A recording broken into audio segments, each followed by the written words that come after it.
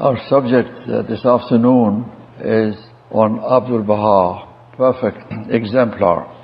Shoghi Effendi made it very clear that Abdul Baha occupied a station for which we find no parallel in other religious dispensations.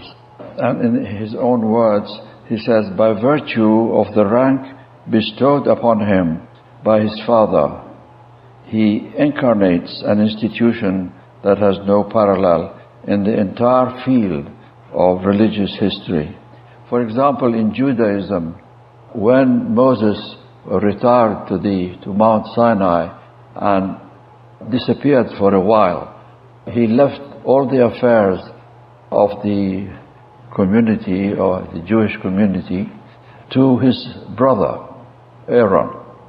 And then Aaron passed away before Moses, so he had to appoint another person. And this time he appointed a general, General Joshua, who carried on and led the Jewish people to the Holy Land and succeeded in helping them to settle there. In the case of Sunni Islam, as you know, one of the very early and staunch believers in the Muhammadan dispensation was Abu Bakr, and he became the first caliph after Muhammad passed away. But the Shias, as you know, believe that Imam Ali was the true and sole successor of Muhammad. So they divided into Sunni and Shia Islam. So that's in Christianity, of course. Saint Peter was the prince of the apostles, and it was obvious that he was to be the successor to Jesus Christ and the head of the apostles. And of course, this did not always sit well with many, even the early followers like St. Paul, who was not, as you know, a Christian during the lifetime of Jesus Christ. He was a Jew, he was a rabbi, and in fact he was against the dispensation or the teachings of Jesus Christ. But then he had a vision, and that changed his life, and he became the apostle, St. Paul, and he wrote his letters and traveled a lot and created many communities in Eastern Europe, particularly in Greece. Now, but of course, as you know, the Protestant Church do not accept the statement made by Jesus Christ that Peter, thou art a rock, because the word Peter in Hebrew means rock. Thou art a rock, and on this rock I shall build my church. Now they don't accept this to mean that this meant successorship or succession. They didn't accept that. So they thought, well, this shows the importance of faith and the importance of conviction. So it does not mean that he is necessarily going to be administratively the head of the Christian church. So there was a lot of discussion, and as you know, finally it ended up in the Protestant church separating itself from the Catholic Church as well as from the Orthodox Church. So now my point is to show that we cannot ever compare Abdul Baha with Peter, with Imam Ali, with Abu Bakr, with Joshua, and so on and so forth. It's impossible. Here you have Baha'u'llah himself appointing his son in a document we know as the Will and Testament of Baha'u'llah, Kitab Ahd, the Book of My Covenant. Also, he put his name, his appointment in the Kitab Aqdas and referred to him as him whom God hath purposed. Later, he referred to him as he round whom all names revolve. Names here, of course, means titles and ranks and positions. All of them should revolve around Abdul Baha. He is the limb of the law of God, and so on. So if I would like maybe to read to you some of the titles and designations that we find in the writings about Abdul Baha as listed by Shoghi Effendi. There are 15 of these titles. I would like to read them to you to show the range of authority that Abdul Baha conferred upon Abdul Baha. The center and pivot of Baha'u'llah's covenant, his most exalted handiwork, the stainless mirror of his light, the perfect exemplar of his teachings, the unerring interpreter of his word, the embodiment of every Baha'i ideal, the incarnation of every Baha'i virtue, the most mighty branch sprung from the ancient root, the limb, L-I-M-B, the limb of the law of God, the being round whom all names revolve, the mainspring of the oneness of humanity, the ensign of the most great peace, the moon of the central orb of this most holy dispensation, the mystery of God, he who, in his person, the characteristics of a human nature and superhuman knowledge and perfection are blended and harmonized. So, it is impossible, of course, to list a comprehensive list of all the qualities and virtues and the characteristics of this remarkable figure in religious history.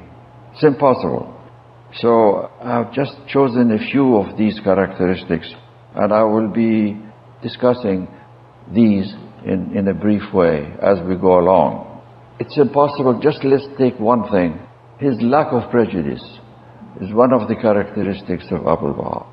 Stories could be told, so many stories, about his lack of prejudice when it came to race, when it came to religious beliefs, or when it came to gender, or when it came to social status or class. Many, many dozens of stories about each one of these acts and characteristics to show his lack of prejudice. On his attitude and behavior towards the poor, the sick, the children, the intellectuals, the uneducated, those weighed down by materialism, those occupying positions of authority, those who are deprived of human rights. So we'll have to just satisfy ourselves with a few selected characteristics. It's impossible. Even I'm sure that many authors in the future will make such compilations and truly try to introduce to us this unique figure in religious history. During the lifetime of Baha'u'llah, Abdul Baha was not known as Abdul Baha. No. He was known as the most great branch. All the friends in the Holy Land, in Iran, referred to him as Ghusna Azam, the most great branch. That was his title, not Abdul Baha, because he adopted this name for himself later. The friends always called him Sarkar Agha, the master, or sometimes Agha, which meant also, of course, the master. If any of the Aghsan, one of his other sons, would be referred to as the master, Baha'u'llah would be upset. There is one Agha, there is one master. That was his most great branch. To the non-Baha'i world, by that I mean in Palestine. In those days, particularly the Oriental people, the Arabs more particularly, and so on, they referred to Abdul Baha as Abbas Effendi. They didn't refer to him as Abdul Baha, no. He was known as Abbas Effendi. Members of the Baha'i community were referred to as members of the community of Abbas Effendi. During the lifetime of Shoghi Effendi, this changed and it became Baha'is. I just wanted to give you this little bit of history. Now, after the passing of Baha'u'llah, for 4 years, Abdul Baha kept quiet about the opposition, the misrepresentations of his half-brother, Muhammad Ali. For 4 years, Muhammad Ali continued to stay in the mansion, and Abdul Baha continued to remain in Acre in the house of Abud. And he even instructed the local Baha'is not to write about the behavior of Muhammad Ali and the way Muhammad Ali was trying to discredit him. He often used to say that I have asked the friends before they send their letters abroad to show them to me. And any references to Muhammad Ali and so on, he said, because in those days the ink that was used, it could easily erase by just putting some of your saliva. Do you know how much ink I had to swallow? Because he did not want the news to spread. He was hoping that perhaps his brother would change his mind or his attitude. I don't want to go now in the way Muhammad Ali tried to poison the minds of the people, of the believers. For example, he would say that, as you know, in the will and testament of my father, he appoints his successor. His successor is, of course, Abdul Baha. But he has also appointed a successor to his successor. Have you ever heard any head of a tribe or head of a community to appoint a successor and a successor to a successor? Do you know why? Now, this is the devilish way in which he used to poison the minds of the poor Baha'is. It is because he wanted to protect my rights. That's why he did that. Abdul Baha does not consult with me. I'm supposed to succeed him. Isn't it right that we should consult together about the future affairs of the cause? Poor, simple, devoted, humble Baha'is. That makes sense, doesn't it? That's the way he infiltrated for 4 years. But Abdul Baha wanted the Baha'is themselves to see what was happening. He did not want to discredit his brother. Keep quiet. Wait, pray, see what happens. Perhaps he will change. He never changed. So at that point, because another accusation was, my brother is declaring himself to be a manifestation of God. He now reveals tablets, and the Baha'is all over the world consider him to be equal to Baha'u'llah. Abdul Baha never considered himself to be equal to Baha'u'llah or declared himself as a prophet or a manifestation of God. He always considered himself to be under the shadow of Baha'u'llah. He was not the sun. The sun was Baha'u'llah. He was not another sun. He was a moon. The moon to Baha'u'llah. How could he be another sun? But his accusations were like that. Such were his misrepresentations. I think enough of this. And so that's why he changed his name. He said, don't call me anymore Sarkar Agha and most great branch and limb of the law of God. Put all these things aside. My name is Abdul Baha, servant of Baha. I'm servant of Baha'u'llah. That's it. I don't want any other title, any other name.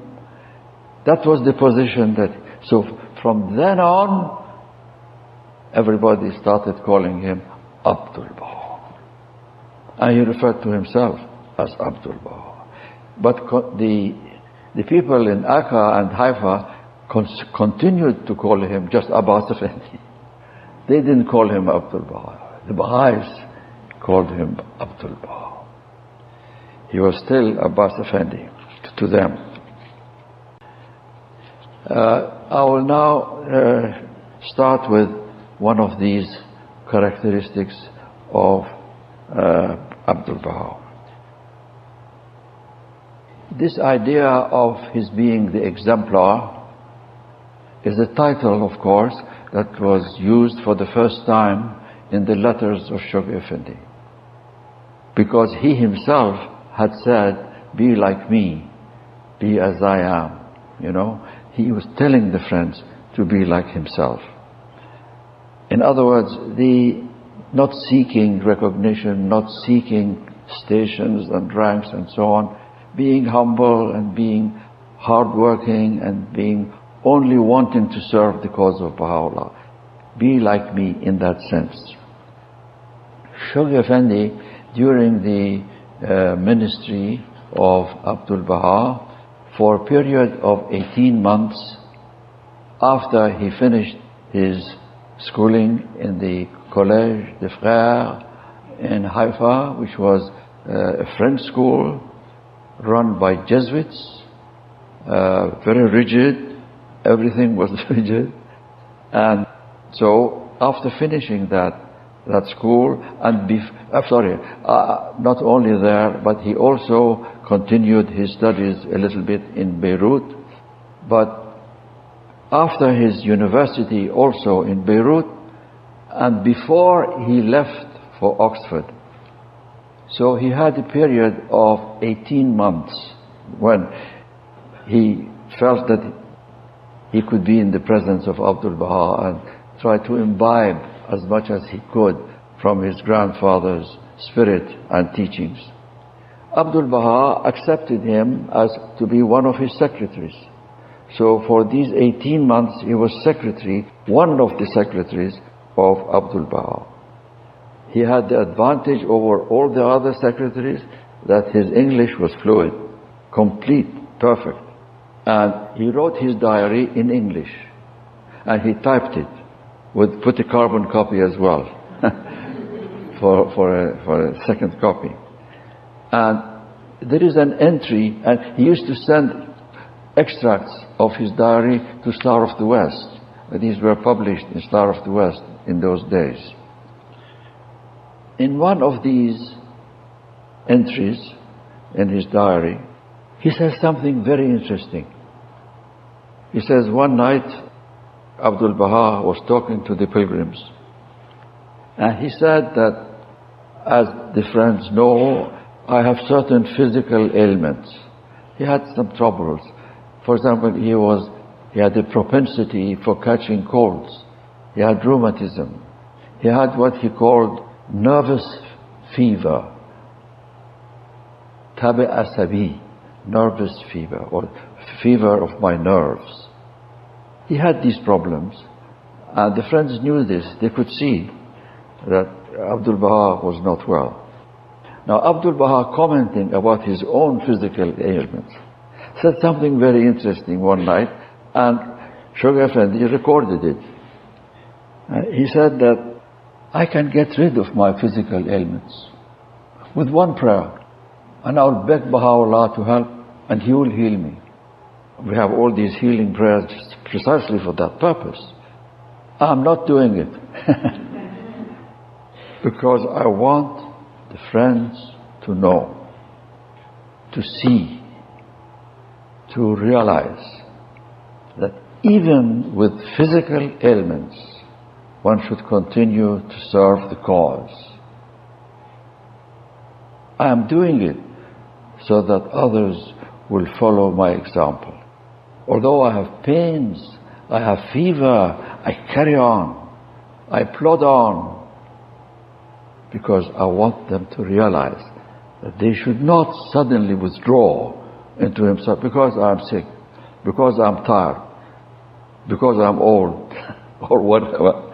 Carry on to the last breath. This is recorded by Shoghi Effendi in one of his entries. I think another quality that's very important for us to remember is his purity of heart. Baha'u'llah says, my first counsel is this: possess a pure, a kindly, a radiant heart. The first quality is purity of heart, and there's no match. He is the exemplar, the unique exemplar. But we should try and purify our hearts, to purify the motives of our conduct. I think there is quite a link between purity of motive and purity of heart. For example, when Abdul Baha enumerates the duties of local members of local assemblies, he says, number one, purity of motive. Abdul Baha'u'llah says, my first counsel is, possess a pure, kindly, and radiant heart. Purity of motive, purity of heart are, if you like, brothers and sisters. And purity of motive is very easy to detect. Purity of heart, you can deceive yourself, yes, I have purity of heart. But purity of motive, you can bring yourself to account, as Baha'u'llah says in the Hidden Words. Ask yourself, why am I doing what am I doing? Why? It's between me and myself. Why am I doing this? Why am I traveling? Why am I writing? Why am I teaching? Why am I, whatever anybody is doing for the cause, it is good to ask ourselves, why? What is the motivation? If in the silence of our heart, if we want to be honest, I'm doing this so that people will say, Ali is quite a good speaker. Oh, his knowledge of the faith is really good, If that is the motivation, zero. Complete zero. So the motivation should be pure. How does one purify the motives? I'm doing this, I should be doing this, and I should continue to try to do this for his sake. He sees, it's enough. He knows, it's enough. He's pleased, it's enough. That is purity of motive, I think. Ask myself, why am I doing this, what I am doing? And only I can answer. Nobody else can answer. And Baha'u'llah tells me, bring yourself to account each day before thou art brought to a reckoning. The true reckoner is up there. He sees. In the Hidden Words he says, I see the secrets of your hearts. We think it's all wrapped up and no one knows about it. We say, that's what you think. I see. I know what the secrets of your heart is at any time. How can we hide it? I ask of thee by thine eye that sleepeth not. That's his eye. It's the only eye that does not sleep. He said, I see. I know. So if he knows, he's the true reckoner, how can I hide anything from him? Nothing. Therefore I should stand in awe in his presence, in humility in his presence, and beg him to help me to purify my motives, so that would be a stepping stone for the purity of my heart. And this is from the Hidden Words. There is no peace for thee save by renouncing thyself. The Arabic hidden words. Forget all, save me. Turn away from thyself. Abdul Baha, one is released from the prison of self, that is indeed freedom. The greatest prison is the prison of self. Another quality, outstanding quality of Abdul Baha was his sin-covering eye. There is a beautiful letter, a tablet, revealed by Abdul Baha to one of the friends in the United States who spent many months in Haifa.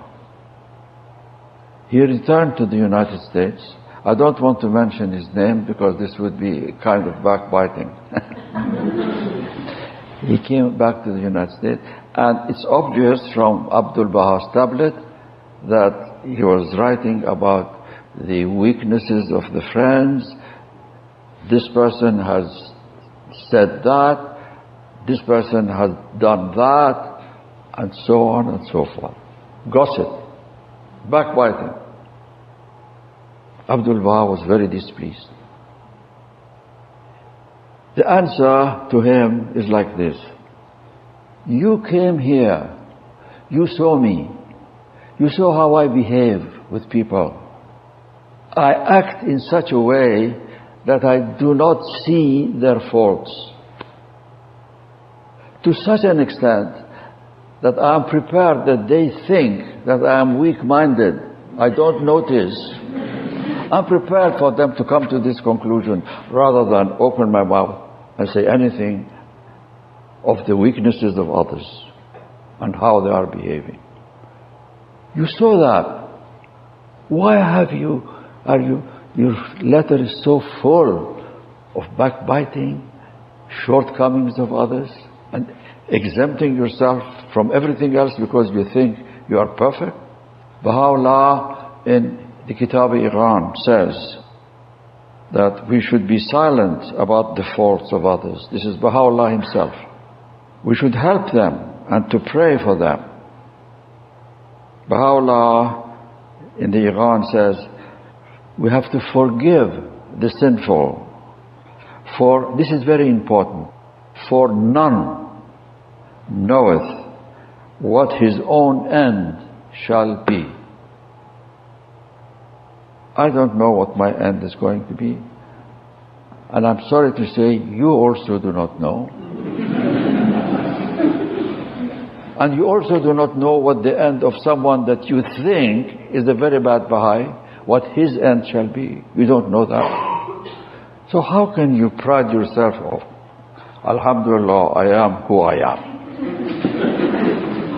I'm not 100% perfect as Abdul Baha, but I am almost there.